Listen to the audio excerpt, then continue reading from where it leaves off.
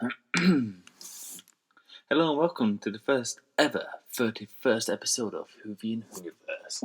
You're here with me, Jamie, and there is nobody else here because, quite frankly, they do not care about the show. So it's just me, Jamie. Let's do this.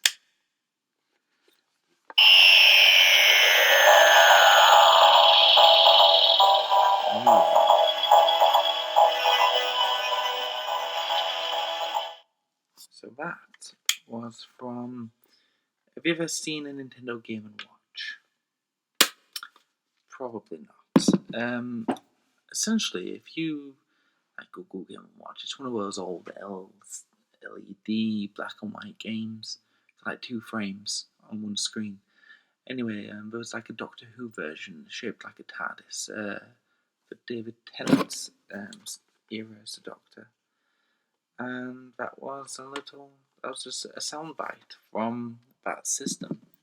I think we mentioned it a few weeks ago. Product Rehu will be making a return soon, probably next year during the relaunch of the entire show. So keep your eyes peeled for that. We have lots of amazing things coming your way. Anywho, moving on. Just a quick recap.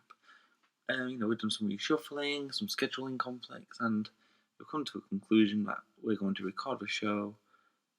Broadcast the show on Wednesdays. So it is every Wednesday, okay? So that's Wednesdays, not Fridays, not Sundays as usual, but Wednesdays. This means we will actually be recording the show on a Monday. So when Doctor Who is aired, we will actually be able to air our opinions straight away. So anyway, that's the end of that, and on to the show. We'll start with our first topic of the show, voting in the TARDIS, in which we put the question to our lovely listeners: should Doctor Who be cancelled or slash rebooted? And it was a resounding 85% of you said no. 15%, well, if you can do mathematics, said yes. There was a bit of an uprising, bit of a smackback, basically saying how stupid I am. That it should not have even been considered for a poll. That maybe it was a publicity stunt. Well, let me tell you, it was a publicity stunt, and it worked. Last week's show was one of the highest listened to, so it actually worked. But I had some good reasons behind why Doctor Who should possibly be cancelled or rebooted, and why I thought it would do. It's a conversation. Not a conversation I want to happen, but a conversation that needs to happen. I don't want Doctor Who to be cancelled. I don't want it to be rebooted. But, well, we got an email from Francis Turner who puts it perfectly. It's a hard question to answer. No, it shouldn't be cancelled and rebooted, as we would lose nearly 60 years of original Doctor Who content. The show is too vast to simply start up again. I do feel, however, that the show needs to have a long, long hiatus and reinvent itself in 10 years, like Russell T Davies did. So, I think that pretty much sums up how I feel about Doctor Who and as it currently is now. The next comment is from Twitter, it's called My January Friend. Isn't it rebooted every few years, whenever there's a new Doctor? I think someone doesn't like having a female Doctor and wants to rewrite it all. Au contraire, my January friend. I love Jodie Whittaker. She's amazing. I'd probably say she's one of the most relatable Doctors for me, ever. Like, I feel like I relate more to Jodie Whittaker than I have done to Matt Smith or David Tennant or Peter Capaldi or any of the classic Doctors, John Pertwee, Tom Baker, Colin Baker. No, that's not the case at all. The question putting forward is that the show feels like it's not stale, but it's getting predictable. Like, we know exactly what's happening with the show, and we know exactly where it's going. So the next comment we have is from Barky Roma. That's okay. BARKEROMA. OMO. No to both. Remember, if it goes away, it could be 20 years before it comes back again. True. Or it might not come back ever again. Depends on the interest. So that brings us on, so we had some, decent thoughts, decent ideas of what could be happening with the show. Moving on. So, moving forward, for the next poll. Now, I love making these polls. I love having a conversation. And it's a shame losing Brian isn't here because I think they'd have some really good thoughts on this one. But the topic of the WhoCast this week is, what Doctor Who specials would we like to see in the future? So that's going to be the poll. That's going to be the discussion. In the for voting with this next week. Easter, Halloween, Valentine's Day, or St. Patrick's Day. I couldn't think of any other days. I kind of kept them as obviously you can't keep them British, but I try to keep them as uniform as possible. Like a day that's generally celebrated throughout the world, regardless of where you're from or what you do.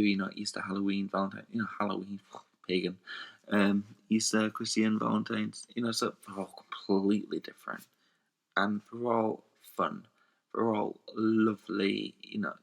The days of fun, basically.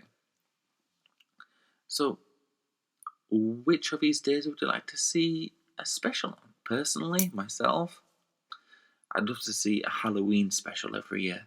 That would coincide with the Christmas special / New Year special, whatever Chibnall wants to do. Essentially, a Halloween special, I think, would be more in touch with Doctor Who as a whole. A lot of the episodes do often have a scary vibe to them, make you rethink what's actually in the shadows. Did that statue move? Is there something lurking behind, the door and the corner of my eye? What's happening? So, I think personally, Halloween one would be really good. Easter, yeah, definitely. Yeah, Easter on the same basis of Christmas, where typically people aren't at work. Some people are. Sorry, you guys. I feel you. I've worked many Easters. Thankfully, it's behind me now. So yeah, it's like it's just a day where you can. It's just a good day to watch Doctor Who. It's just a good. It was a TV channel in the UK called Watch, and they always do Doctor Who marathons, and it's typically on Easter or Christmas. Just Doctor Who marathons all day. Doctor Who. It's amazing. Valentine's Day, I guess you could do a sort of a romantic one, so in maybe a play on some Shakespearean plays.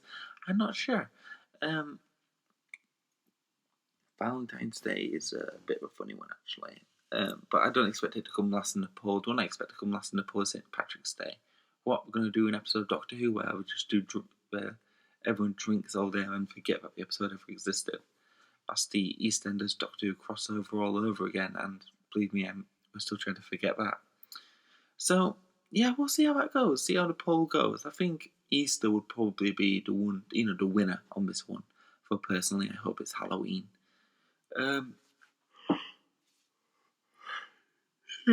Sorry about the yawn. It's very late. It's about 12:30 in the morning.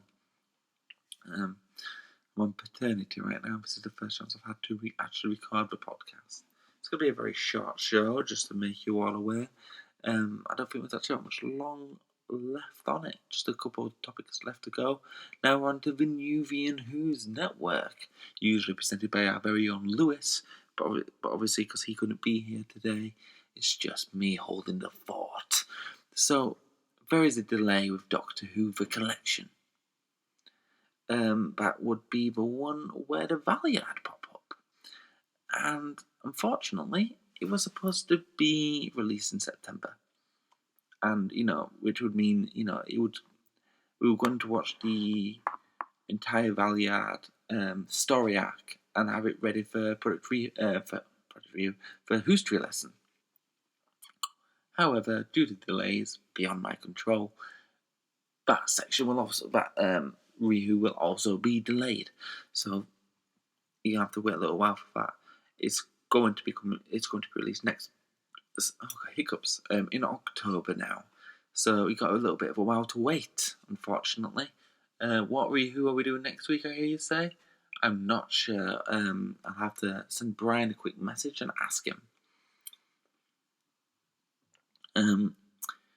Freema Agaiman, I hope that's how you pronounce it, is taking up the mantle of Martha Jones after having nearly 10 years away from the show.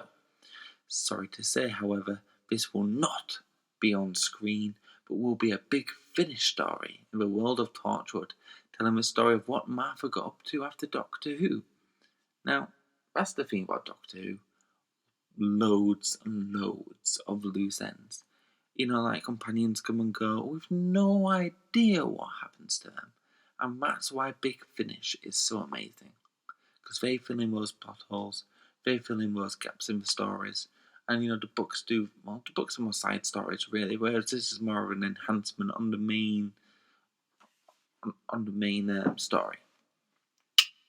So so that's basically it. It was fairly light on Doctor Who news, and I'll be looking forward to Lewis taking up the mantle of New Who's Network next week. I hope he can make it, and I hope Brian can make it too, so we can have some Whoniverse or Hogwash. I do enjoy that, and I love watching Lewis hurt himself and kick himself, because he's not very good at it. Brian's just steaming ahead. So now we're on to History Lesson, without Brian, as it were. And Brian, I know you're under the weather right now, and I hope you make a full recovery. So for history, I didn't watch a classic episode. Well, it is a classic, but I didn't watch one in the usual sense of an old Doctor Who episode. I watched the episode Blink because it keeps popping up in the show, and I'm scared. I was always scared it was going to get spoiled for me. So I finally watched the episode Blink, and oh my goodness gracious! Oh wow, what a masterpiece! It was visually stunning. The storytelling was masterful. It's without a doubt one of the finest episodes of Doctor Who ever broadcast, ever. Even though the Doctor was barely in the actual episode, the way time travel has never been done so well. That's it. It's just, in terms of time travel storytelling, this is the peak. This is the highest the bar will ever be risen. Nothing could ever top what happened in Blink. I'd even go as far as saying the episode is timeless. 'Cause watching it for the first time, I think the episode's from 2008? So it's like 11 years old. And the episode still stands. It still holds its own. I actually, it made me a bit. I wasn't scared of the Weeping Angels, but I was proper fearful. I felt a sense of danger watching the episode. An actual sense of danger. An absolutely amazing show. An amazing episode. And if you've not seen it, I don't want to spoil it for you. It was so good. It was so good. I don't know what to say. I really don't. Oh man, it's 10 out of 10 trench coats. It really is. 10 out of 10 trench coats. It's the best way I can describe the episode was, it's a big ball of wibbly wobbly, timey-wimey stuff.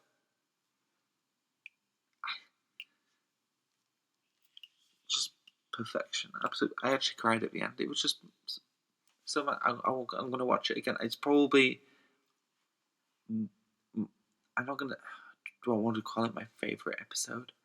I think it is, I think it is my favourite episode of Doctor Who. That's how good it was. Wow. I understand why I won on those polls a while back now for best Doctor Who episode of New Who. Because it was actually genuinely that good. It's perfect. But anyway, that's History Lesson. Like I said, it was a lot shorter. And we move on to our last section of the show, which is Gallifrey and Gabble. Now, we've got one email from Emma Dalesby. I'm sorry, I don't know how to pronounce your name, Emma. From Lancashire, who asks, will history always be episodes, or will you venture into other sections of Doctor Who? I'd love to hear your opinion on the Big Finish shows, or even books for that matter. Well, Emma, this is a topic that's actually been brought up in many of our podcast meetings regarding, the future of the show. And I can tell you something like that is in the books. Pun not intended. But it is, it's not going to be how you think, though. It's not going to be in History Lesson. There will be another YouTube series where we will be looking, reviewing books and other media of Doctor Who as well. So how we do the product reviews right now. We'll be doing something similar for the books. Another series for the video games that have been released. So on my shelf right now, so I've been collecting some games and stuff to get a series together. So we've got Doctor Who Top Trumps, Doctor Who Evacuation of Earth, Doctor Who Return to Earth. So those are the 3 games I have so far, and the collection is always, it's always going to keep growing. There's not actually that many Doctor Who games, believe it or not. I mean, there are plenty, but the Doctor Who games that are actually available to us right now are few and far between. There is a Doctor Who point-and-click adventure that I'm in the works of getting soon as well from one of my dear friends. We'll call him Mr. Tumble until he wants to be identified. He's actually the one who writes Universal Hogwash for us on a regular basis. So yeah, we do plan on doing the books essentially, and video games for that matter. In terms of the Big Finish, that's a matter of time. How much time we have in the day to actually do that. Some of those Big Finish productions are actually 6 hours long, and do take a long time to listen to. A lot of concentration, taking notes throughout, and I do wonder if we'd be able to do that in the podcast. Now, I know Lewis is interested, and I am interested, because we both actually want to find out what happened after class finished. Because I think if you've been listening to the show from the beginning, we watched the entire series of Class, the spin-off, and it was bloody amazing. 8 out of 10 across the board. And it ended on a massive cliffhanger. We wanted to know what happened next, and unfortunately it was cancelled. So we were so happy to find out that there was actually a Big Finish production to show what happened afterwards, after the story. So it is something that we want to do. It is something that we are considering. And I think when me and Lewis get our heads together, take our head out of sand, we will actually look into doing a Class Big Finish review. And, maybe if we really, really enjoy that, we will actually go ahead and branch off into other Big Finish productions. I don't actually own any Big Finish productions either. So it's cost-wise as well. The podcast doesn't pay for itself yet. So, yeah. That's the answer to the question, and I know it's probably not the answer you wanted, but as it is in the works, and when we do our full relaunch next year, I think